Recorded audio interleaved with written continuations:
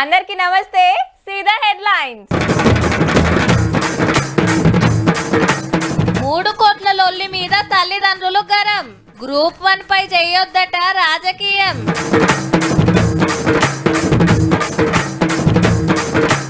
రెడైతుంది బతుకమ్మ కుంట.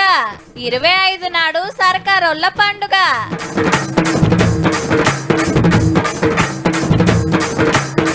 తగ్గుతున్నాయి బియ్యం రేట్లు, పెరిగినాయి మరి రేషన్ కార్డులు.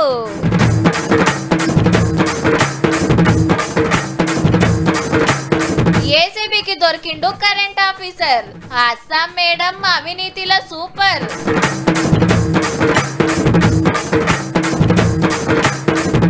ఆర్డిటి కోసం కదిలిన అనంతపురం అంటుండ్రు దాని సేవలు మరువం. నువ్వేం ఫికర్ చేయకు బిడ్డ, ఎట్లన్నా చేసి పైసలు పంపుతా గాని నువ్వైతే మంచిగా చదువుకో బిడ్డ. ఏంది బుజ్జి పండుగకు వస్తలేవ్వా? సరే సరేరా, నువ్వు మంచిగా చదువుకొని జాబ్ సంపాదిస్తే అదే మాకు పెద్ద పండుగరా. అప్పుడే పెళ్ళెందుకే, మంచిగా చదువుతుండు, సర్కార్ జాబ్ వచ్చినాక చేసుకుంటాడు. ఏం చేద్దాం, ఇల్లు ఊరిస్తే ఊర్చే పైసలు ఏడున్నాయి మళ్ళా. మొత్తం పిల్లగాని చదువులకు కోచింగ్లకే పెడితిమి. రేపు జాబ్ వస్తే మంచి బంగ్లే కట్టిస్తాడు చూడు అని ఇంటోళ్ళు ఎన్నో ఆశలు పెట్టుకుంటారు. పిల్లలు కూడా నమ్మకం జడగొట్టకుండా కష్టపడి చదివినాక జాబ్ వచ్చినట్టే వచ్చిపోతే ఎట్లుంటదబ్బా? మా పూరల భవిష్యత్ ఆగం చేయొద్దు, కష్టపడి చదివే మంచి మార్కులు తెచ్చుకుండ్రు. రాజకీయాలు చేయొద్దని గ్రూప్ 1 ర్యాంకర్ల అమ్మ నాయనలు విలేకరుల మీటింగ్ పెట్టి మస్తు బాధపడ్డారు. 3 కోట్లు పెట్టి జాబులు కొనుక్కుర్రని గులాబీ పార్టీలు ప్రచారం చేస్తున్నారు కదా. 3 కోట్లు 6 కోట్లు ఎక్కడి నుంచి వస్తాయి సార్? ఒక్కసారి ఆలోచించండి మీరు అందరూ. 10 రూపాయల బిళ్ళ ఈ ప్రభుత్వంలో పెట్టి ఉంటే నా పిల్లోడికి జాబ్ వద్దు సార్. 3 కోట్లు అంటున్నారు. 3 కోట్లు కాదు, 30 లక్షలు కూడా బ్యాంక్ బ్యాలెన్స్ చూపించండి. మాకు ఒక పాల ప్యాకెట్ ఇచ్చేదానికి పైసలు లేదు. 3 కోట్లు ఎక్కడి నుంచి తెచ్చిస్తాం సార్ మేము? 3 కోట్లకు ఎన్ని సున్నాలు ఉన్నాయో మాకు తెలియదు ఇప్పటికీ.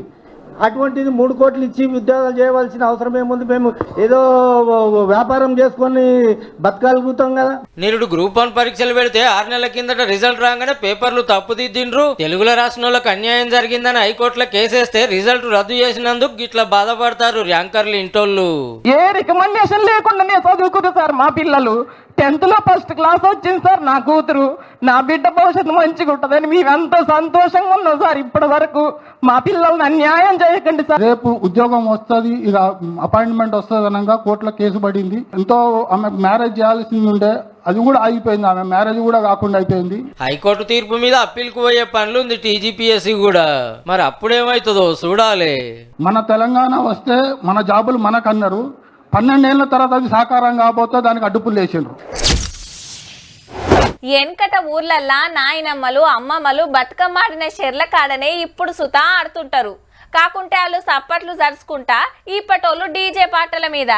బతుకమ్మకు పెట్టే పువ్వులు మారినా, పేర్చే తరీకా మారినా, ఆడే తీరు మారినా, పాడే పాటలు మారినా, పంచే ప్రసాదాలు మారినా మారంది ఏందంటే నీళ్ళల్లి ఇడ్సబెట్టుడు. ఊర్ల పొంట అంటే చెరువులుంటాయి, చక్కగా పోయి ఇడ్సబెడతారు. కానీ పట్నంలా గా ముచ్చట పండుగ నాడు చెప్పుకుందాం. అయితే సిటీలో ఒక ఏరియా అక్కలకు గా తిప్పలు తప్పినట్టేనబ్బా.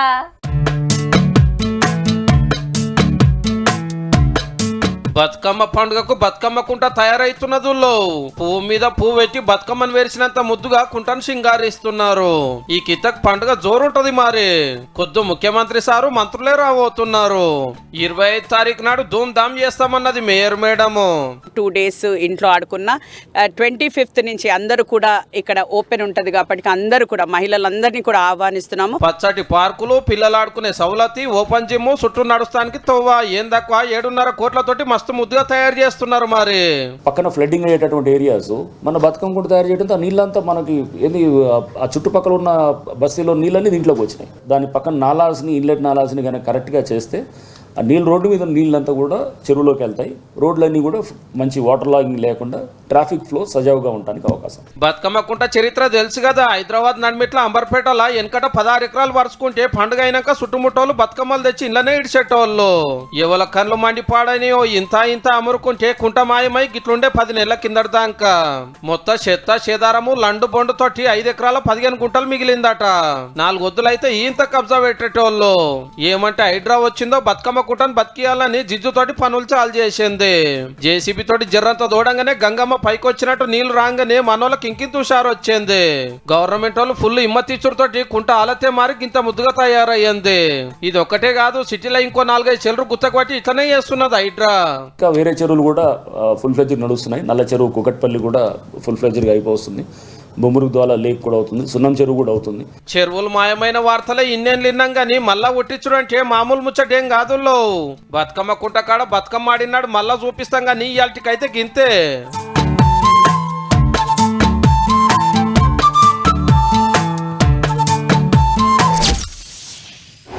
ఏం పిల్లగా పట్నం పోయి గిన్నేళ్ళాయే ఇల్లు కొన్నవా లేదా?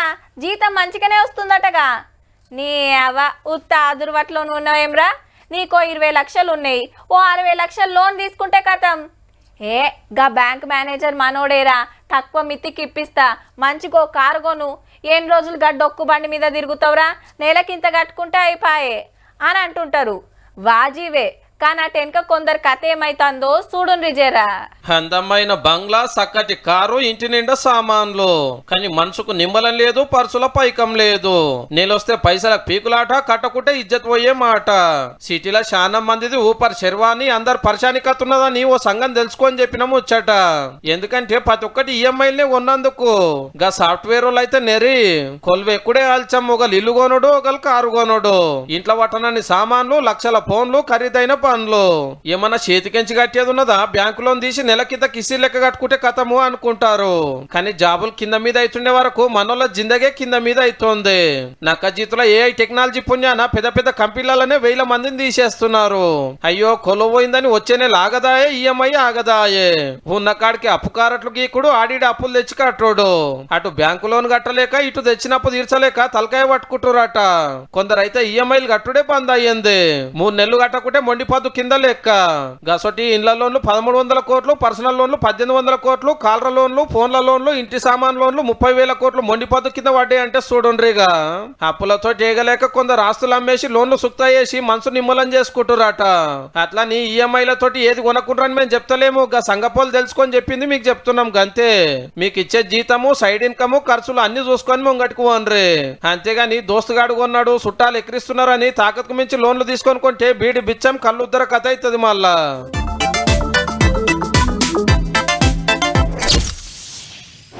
ఓ పార్టీ మీటింగ్కు పబ్లిక్ రావాలంటే 10 రోజుల ముంగట్కెళ్ళే బుద్రకియాలే. కారో బస్తో పెట్టాలి. పొద్దుగాల నాస్టా, పగటిలి బిర్యానీ, యాళ్లకు నీళ్లు, మీటింగ్ కాడ కుర్చీలు, ఎండగొట్టకుండా టెంట్లు, మళ్ళా ఇంటికి వస్తప్పుడు పైసలు. ఇక అన్నలైతే ఓ మల్క దుఃఖం కాడ దూప తీర్చుకోవాల్సిందే. ఇంత చేసినా వస్తారనే గ్యారంటీ అయితే ఉండదబ్బా. ఎందుకంటే ఏ పార్టీతోటి పెద్దగా ఏం ఫాయిదా ఉండదని వాళ్ళకి నెరికే. నిఖార్స్ అయిన సేవ చేసేటోళ్ళ కోసం అదే పబ్లిక్ కు ఎంత రిస్క్ అయినా తీసుకుంటారంటానికి గీ వార్తే పెద్ద సాక్ష్యం. ఎక్కడిది అనంతపురానికి అంతులేని జనం. ఆడోళ్ళు, మొగోళ్ళు, చిన్నలు, పెద్దలు దండు కదిలినట్టే కదిలి సీదా కలెక్టర్ ఆఫీస్ కాడికి పోయిండ్రు. ఇంతమందిని ఆగబట్టలేక పోలీసులు గేట్లు బంద్ చేసి బారికేట్లు పెట్టినా మనోళ్ళు ఆగలే. ఆఖరికి కొందరిని లోపలికి పంపితే కలెక్టర్ గారిని కలిసి కాగితం ఇచ్చిండ్రు. కానీ ఏ పార్టీ పిలిస్తేనో ఓ లీడర్ రమ్మంటేనో రాలే. అంతులేని సేవలు చేస్తున్న ఆర్డిటిని కాపాడుకుంటానికి గీ తీర్ల గదిలొచ్చిండ్రు. ఆర్డిటి అంటే రూరల్ డెవలప్మెంట్ ట్రస్ట్. ఆంధ్ర అనంతపురంలో 56 ఏళ్ల కిందట విన్సెంట్ ఫెర్రర్ అనే స్పెయిన్ దేశం మనిషి పెట్టిన స్వచ్ఛంద సంఘం. కరువుకు తిండి లేక పబ్లిక్ అంతా తిప్పలు పడుతుంటే అయ్యో అనిపించి సార్ చేయని సాయం లేదు. ఆకలి తీర్చిండు, అచ్చరాలు నేర్పిండు, ఇల్లు కట్టించిండు, దోకాన్లు పెట్టించిండు, లోన్లు ఇప్పించి మనిషికో తొవ్వ చూపించిండు. 4000 మంది ఉద్యోగులతోని ఆంధ్ర తెలంగాణలో 3,500 ఊర్లలో ఇలా సేవలు నడుస్తున్నాయి. గరీబులకు 60,000 ఇల్లు కట్టించిర్రంటే చూడుర్రి. ఎన్నో దోకాన్లు పెడితే ఏడాదిలో లక్షల మంది చూపించుకుంటారు. పిల్లలకి స్కూళ్లు, ఆట మైదానాలు, మహిళా సంఘాలకు పనులు, వ్యవసాయానికి చెక్ డ్యాంలు, సోలార్ కరెంటు, ఓ ఎన్ని చేయాలనో గన్ని చేస్తుంది ఆర్డిటి. బయట దేశాలకెళ్లి ఏడాదికో 280 కోట్ల రూపాయల చందాలు వస్తే గా పైసలతోని పబ్లిక్ అక్కర్లు తీరుస్తున్నారు కాబట్టి ఫెర్రర్ సార్ కు గుడి కట్టి దేవుని లెక్క కొలుచుకుంటారు కాలం చేసి 16 ఏళ్ళైనా. అయితే ఏరే దేశాలకెళ్లి చందాలు తీసుకోవద్దని సెంట్రల్ గవర్నమెంట్ కొత్త రూల్ తెచ్చేటోరికి ఇలా పనులన్నీ ఆగిపోయే కాలం వచ్చింది. అందుకే పబ్లిక్ అంతా మరల పడతారు, మీరు చేయరు ఇంకోళ్ళు చేయనియరా అని. పార్టీలు, జెండాలు, సంఘాలు పక్కకు పడేసి మీటింగుల మీద మీటింగులు, ర్యాలీలు, ధర్నాలు నడుస్తున్నాయి. గీ తీర్లా సీఎం చంద్రన్నకు సెంట్రల్ గవర్నమెంట్ లో పొత్తున్నది కాబట్టి వాళ్ళతో మాట్లాడిగా రూల్ తీసేపియాలని కోరుతాండ్రు. వీళ్ళంతా సర్కార్లు కూడా చేయలేని పనులు స్వచ్ఛంద సంఘం చేస్తున్నందుకు తారీఫ్ చేయాలి కానీ ఇట్లా కట్టడి చేస్తే ఎట్లా సార్లు? మీరు కూడా ఒకసారి ఆలోచన చేయుర్రి.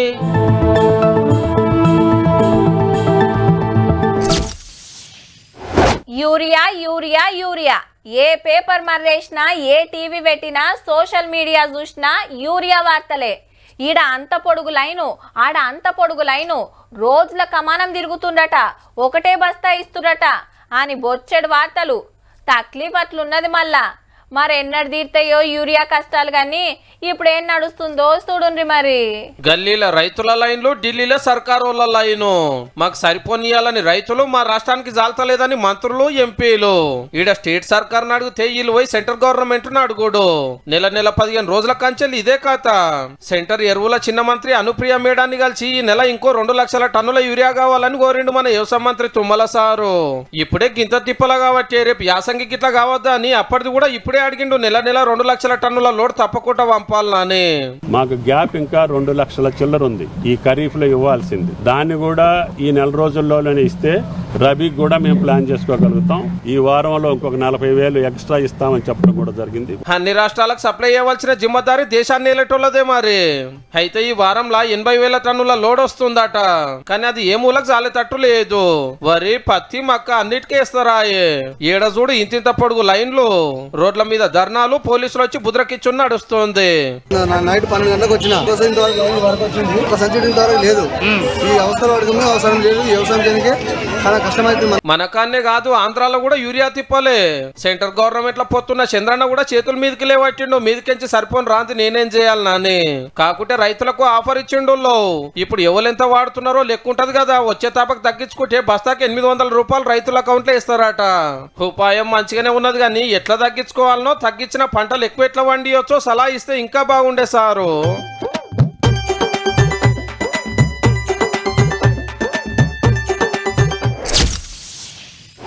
జీతం రాగానే కారెట్ గీకుడు, ఇంటి కిరాయిలు, బడి ఫీజులకు పోను, ఖర్చులకు ఇంట్లో 5-10 వేలు పెడితే మా ఎక్కువ.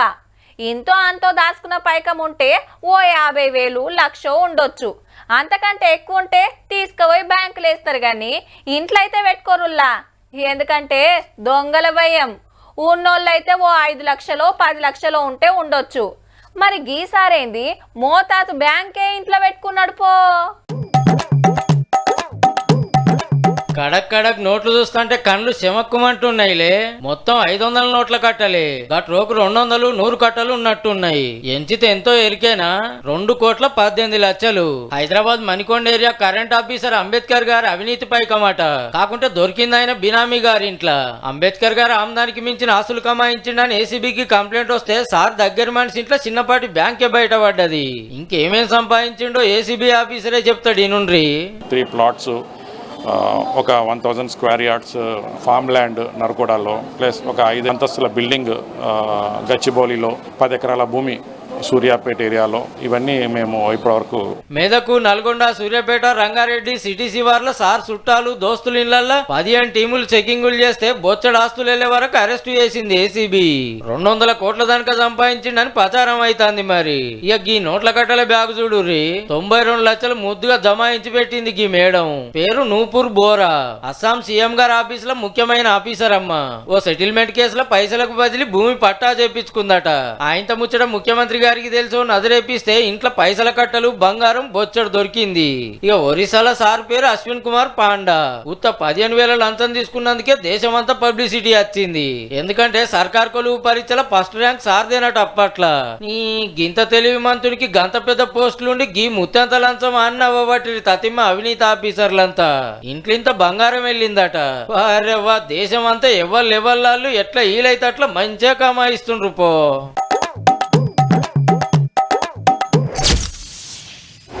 అరే బస్తా తెచ్చి నెల రోజులు కాలేదు అప్పుడే అయిపోయినాయా? నేనే ఒంటరిలో కూర్చొని బుక్కుతున్నా. 4గురికి బాక్సులు కడితే ఎంత బియ్యం వడుస్తున్నాయో చూస్తలేవా?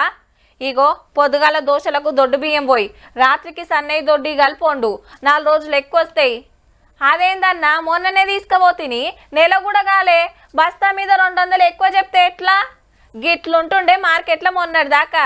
మరి ఇప్పుడు నిన్ని అలా మార్కెట్ పోయినారులా బీపీ పెంచిన బియ్యం రేట్లు దిగినాయి. మళ్ళా కావాలంటే సావుకారే చెప్తాడు ఇనుండ్రి. 1 year old రైస్ మనకి ఇప్పుడు 40 రూపాయలు మార్కెట్లో అవైలబుల్ ఉంటుంది. ఇదే rice 2 years back, 3 years back, 5 years back వరకు కూడా 50 రూపీస్ ఉంటుండే. ఆగనట 4-5 ఏండ్ల కిందటి కంటే కూడా ఇప్పుడు తగ్గిందట. అప్పుడు 5,000 ఉన్న కింటా బియ్యం 4,000కి వస్తున్నట్టు. మిగిలిన 1000 ఉప్పు మిరపకాయకి అక్కరొస్తున్నట్టే. 26 kg బస్తా 1550, 1600 వరకు పోయి ఉంటాయి. ఇప్పుడు 1000-1050లో వస్తుంది, మంచి బియ్యం వస్తుంది. ఓ దిక్కు మార్కెట్ లా పతొక్కటి పిటాన పిరమైతంటే బియ్యం రేట్లు దిగుడే చిత్రం అనిపిస్తుందిలే. ఇదే ముచ్చట పబ్లిక్ ని అడిగితే ఇప్పుడు వచ్చిన తర్వాత రేషన్ బియ్యం చాలా సన్నగా ఉన్నది, ఎక్కువ మేము అవే తినడం జరుగుతుంది. ఎవరైనా పీపుల్స్ ఎక్కువ మా చుట్టాలు ఎవరైనా వస్తేనే ఒక బియ్యం బస్తా కొనడం జరుగుతుంది. సన్న బియ్యం మంచిగానే వస్తున్నాయి, తిన ఆరోగ్యం మంచిగానే ఉంటుంది. గదన్నట్టు సర్కారోళ్ళు రేషన్ దుకాణంలా సన్న బియ్యం ఇస్తున్నారు కదా, అందరు అవే తింటుర్రట మంచిగున్నాయని. మనిషికి 6 కిలోలాయే. కొత్త రేషన్ కారెట్లొచ్చే ఎక్కనోళ్ళ పేర్లు ఎక్కిచ్చిరి. ఇగేముంది, సరిపోను బియ్యం వస్తున్నాయి ఇంటికి. గట్లనే అవి జాలకుంటే గప్పుడు చిన్న బస్తా తెచ్చుకుంటురట. మొన్నటిదానిక దొడ్డు బియ్యం ఇచ్చేటోరకు అవి తినలేక బయట అమ్ముకొని 1000కు 1000 పెట్టి మార్కెట్ల సన్న బియ్యం తెచ్చుకునే కతుండే. మళ్ళీప్పుడు సన్నోడ్లకు 500 బోనస్ ఇస్తున్నారు కాబట్టి అట్లా కొంత వండిచ్చుడు పెరిగే. కానీ దుక్నంలా సగుల రేట్లు మీది పోతున్నాయల్లా బియ్యం రేట్లు దిగుడు జరంత నిమ్మలవడే ముచ్చటైనబ్బా.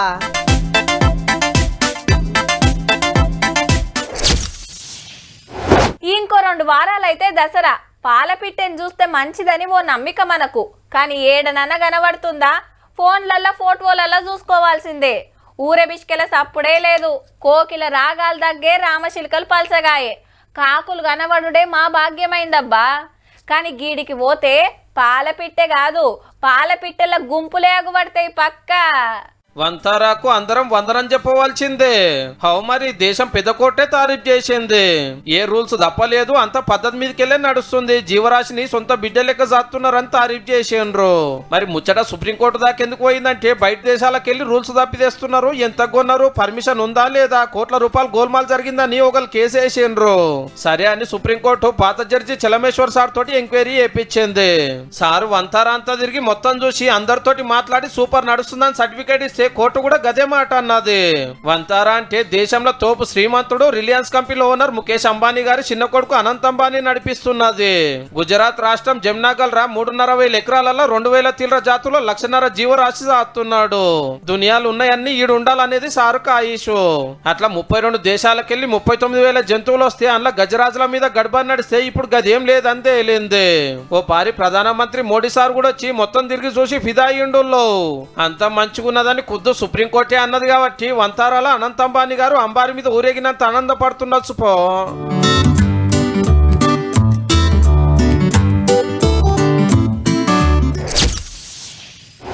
తిరుమలలో భక్తుల రద్దీ పెరిగింది. 31 కంపార్ట్మెంట్లలో వేచి ఉన్నారు. ఉచిత దర్శనానికి సుమారు 15 గంటలు పడుతోంది. టైం స్లాట్ దర్శనానికి 5 గంటలు, ప్రత్యేక ప్రవేశ దర్శనానికి 4 గంటల సమయం పడుతోంది. ఇక నిన్న 65,000 మంది దర్శనం చేసుకోగా 24,000 మంది దేవునికి తలనీలాలు సమర్పించారు. స్వామివారి ఉండి ఆదాయం 4 కోట్లు దాటింది. గివి దినాం చెప్పుకునే ముచ్చట్లే గాని రాత్రి భక్తుల తిప్పలైతే చిన్నగా లెవ్వుల్లా.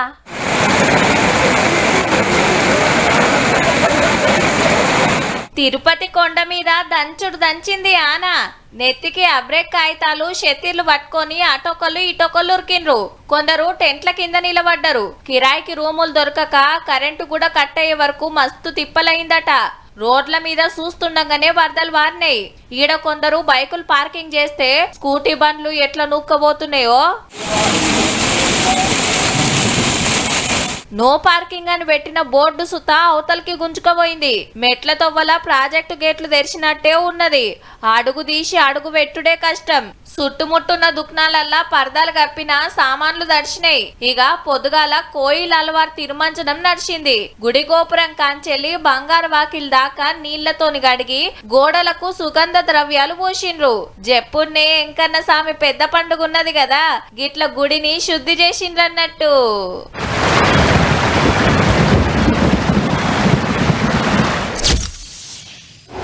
ఆ ఊరు ఈ ఊరు అని ఏం లేదు. పలానా మండలంలో ఉంటారు, ఈ మండలంలో ఉండరు అనేం ఉండదు.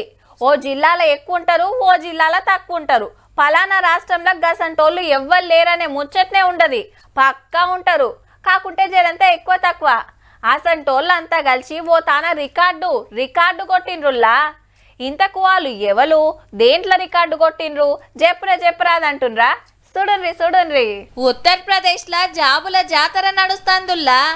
అబ్బా, లక్షల పోస్టులు వేసిండ్రేమో అనుకునే రాయింత లేలే. 4543 పోలీస్ కొలువులకు పిలిస్తే 15,75,000 మంది దరఖాస్తు పెట్టిండ్రంటే చూడుండ్రిగా. 4,000 ఎక్కడా, 15 లక్షలు ఎక్కడా? అందులో 4 లక్షల మంది అక్కలే. మరి తక్కువ ఒక్క పోస్టుకు 300 మంది పోటీ పడుతున్నట్టు. ఇక 7,466 టీచర్ల కోసం నోటిఫికేషన్ లేస్తే 12,36,000 మంది అప్లై చేసిండ్రు. పోటీ ఒక్క పోస్టుకు 160 మంది. మొత్తంగా చూస్తే ఉత్త 12,000 గవర్నమెంట్ జాబులకు 38 లక్షల మంది కొట్లాడుతుండ్రన్నట్టు. ఉత్తరప్రదేశ్ సర్కారోళ్ళు కొన్ని జాబులకు నోటిఫికేషన్ లేయక 6-7 ఏండ్లు అవుతుందట. మరి డిగ్రీలు పీజీలు చదివి ఏండ్ల కమాన మీటింగ్ చేస్తున్నోళ్ళు, కొలువు కొట్టేదాకా లగ్గమే చేసుకోనని శబదం పట్టినోళ్ళు ఎగవడెగవడ అప్లికేషన్ పెడుతుండ్రట. ఇప్పుడు తప్పితే మళ్ళీ ఎన్నేండ్లకో మరి.